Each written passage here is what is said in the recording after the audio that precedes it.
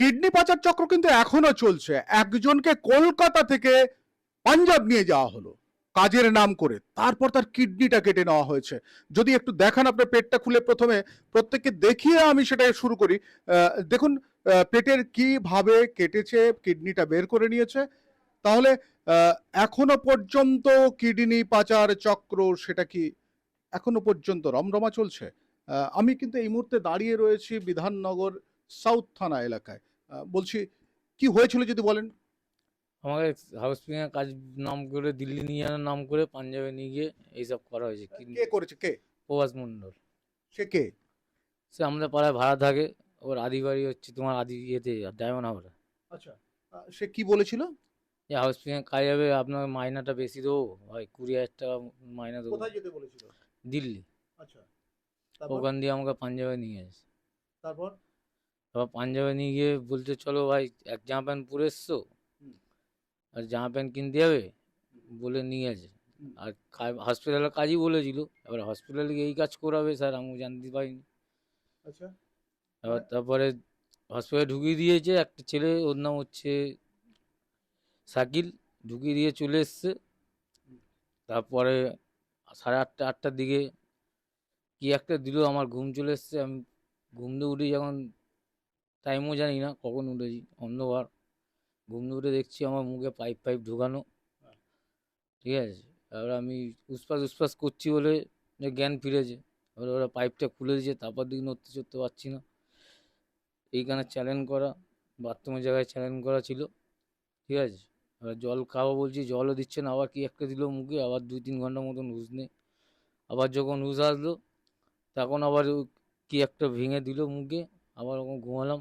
তার হুম, একদিন বাদে এক ফোঁটা জল দিয়েছে মুখে। আচ্ছা। তার এই যে প্রভাস তখন কোথায় গেল? প্রবাস তখন ছিল না ওখানে। হুম, উনি কোথায় ছিল আমিও জানি না। আমার কাছে ফোন ফোন ছিল না, কাউকে কন্ট্যাক্টও করতে পারছি না। হুম, তারপরে ওদের কোথায় রুম আছে ওখানে আমাকে নিয়ে এসে, আকাশ বলে একটা ছেলে ছিল, ও রেগে আমাকে ট্রিটমেন্ট করছিল। হুম। যা খেতে চাইছিলাম জুস ফুস এসব কোনো লিকুইড খাবারই দিচ্ছিল। তারপর ওনাকে জিজ্ঞেস করার পরে উনি আমাকে বললো, ভাই তোমার এই জিনিস কেটে নেওয়া হয়েছে। মানে এই জিনিস বলতে? কিডনি কেটে নিয়ে এসে ও প্রভাস মণ্ডল তারপরে হুম, এসে আমাকে বললো তোমার এই জিনিসটা আমি ওখানে জিজ্ঞাসা করলাম। বলছে ভাই কিছু টাকা দিচ্ছে, এটা রাখো, তোমার তো এই জিনিসটা তুমি ভারী কাজ করতে হবে না, মাস গেলে 50,000 করে দেবো। আপনি একজন সুস্থ সমর্থ মানুষ ছিলেন, এই মুহূর্তে আপনার কি অবস্থা? এখন এই যে অবস্থা, এখন তো কাজকর্ম কি কিছুই করতে পারছি না। আপনি কে হন দিদি? আমি ওর দিদি। বলছি, জানালো আপনাকে, বাড়িতে জানালো পর আপনাকে থানায় গেছিলেন? না, আমাদের পাড়ারই একটা ছেলে এখানে এসেছিল ওকে দেখতে। সে এসে বলল যে থানায় জানাবার দরকার নেই। কে কে সেই ছেলে? লক্ষণ মণ্ডল। লক্ষণ কি করে? লক্ষণ থানায় কাজ করে। থানায় কি? ওই ইয়ের পুলিশের কাজ করে। Civic? Civil police. Civic volunteer. হ্যাঁ, তারপর? তারপরে সে এখানে বসে বলে গেল যে থানায় যেও না, থানায় গেলে ওরা 5-6 লাখ টাকা দিলে ওরা ছাড়া পেয়ে যাবে। আর আমি এমন ব্যবস্থা করবো তোর কিডনিটাও ফেরত দেবে, আর তুই সারা জীবন যাতে বসে খেতে পারিস, কেন তোর যা হয়েছে তুই তার জীবনে কাজ করতে পারবি না, সে ব্যবস্থাটাও করে দেবো। যে আমরা তারপরে আমার দাদা মামাদেরকে জানালাম।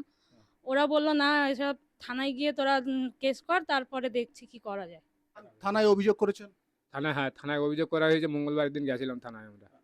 থানায় অভিযোগ করার পর গ্রেপ্তার কে হয়েছে? প্রভাস মণ্ডল। গ্রেপ্তার হয়েছে? হ্যাঁ, তা কবে থানায় অভিযোগ করলেন আপনারা? মঙ্গলবারই। বলছি, এই যে প্রভাস এবং তুমি যে বলছো লক্ষণ এসব বোঝাচ্ছিল বারবার ধরে, এসব লক্ষণের ভূমিকা কি ছিল?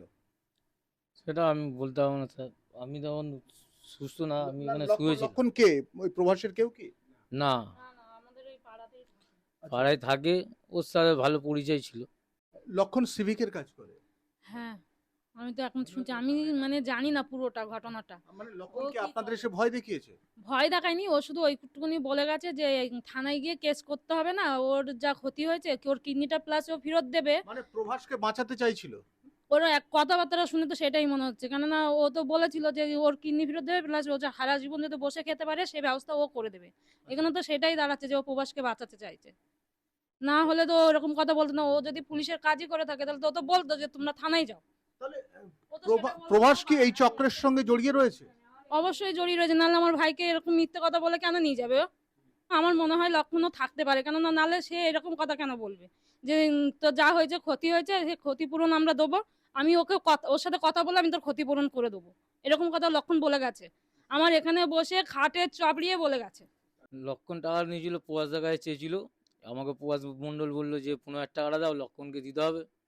আমি দিলাম টাকাটা। সেটা কবে ওখান থেকে ফিরে আসার পর? ওখানে ফিরে এসেছি সোমবার, যেদিনকার বাড়ি এসেছি সেদিনকারই দিয়েছি। মঙ্গল ভাইয়ের কাছ থেকে যেটা নেওয়া হলো সেটা হচ্ছে কাটমানি হিসাবে বা কমিশন হিসাবে তার কাছ থেকে নেওয়া হয়েছে সেই টাকাটা। সে টাকাটা কে নিল? সেই টাকাটা গেছে লক্ষণের কাছে। অর্থাৎ একটা ছেলের কিডনি চুরি হয়ে গেল। কিভাবে গল্পটা তো শুনলেন। প্রভাস ওকে বোঝালো যে একটা কাজ, মানে যেহেতু গ্লাভসের কোম্পানিতে কাজ করতো, তাই তো হ্যাঁ, হ্যান্ড গ্লাভস। হ্যান্ড গ্লাভসের কাজ করতো, কম রোজগার। এখান থেকে ওকে নিয়ে গেল কোথায়? দিল্লি। দিল্লি থেকে নিয়ে চলে গেল পাঞ্জাবের লুধিয়ানা, তাই তো? লুধিয়ানা। সেখানে নিয়ে গেল। সেখানে নিয়ে যাওয়ার পর ছেলেটিকে অজ্ঞান করে কি করা হলো? যখন তার জ্ঞান ফিরলো, বললো, দেখলো যে তার কিডনিটা নেই। তাহলে এই চোর, চুরির চক্র, কিডনি চুরির চক্র এখানে কিন্তু ঘুরছে। আচ্ছা, প্রভাসের কি গ্যাং রয়েছে এখানে? এখানে নেই, ওদের গ্যাং সব দূরে দূরে আছে, মানে ইউপিতে আছে, পাটনায় আছে, একজন থাকে চুচুড়ায়। তাহলে আপনার কিডনিটা বিক্রি করে প্রভাস টাকা নিয়ে নিয়েছে? হ্যাঁ। ভাবুন, গরিবের কত কিছু হয়। একজন গরিব মানুষ, তাকে জীবনে বাঁচার একটা প্রলোভন দেখিয়ে, রোজগারের প্রলোভন দেখিয়ে কিডনিটাও কেটে নেওয়া হলো। হিন্দি সিনেমা দেখলাম, তাই না? আর হিন্দি সিনেমার কথা শুনলাম। দেখা যাক, প্রভাস তো অ্যারেস্ট হয়েছে, এরপরে এক এক করে আর যারা জড়িয়ে রয়েছে তারা অ্যারেস্ট হয় কিনা। তবে লক্ষণের ভূমিকা এটা কিন্তু যথেষ্ট উল্লেখযোগ্য। আমি শঙ্কর রয়েছে আপনাদের সঙ্গে, ইন্ডিয়া নিউজ 24, দেখতে থাকুন।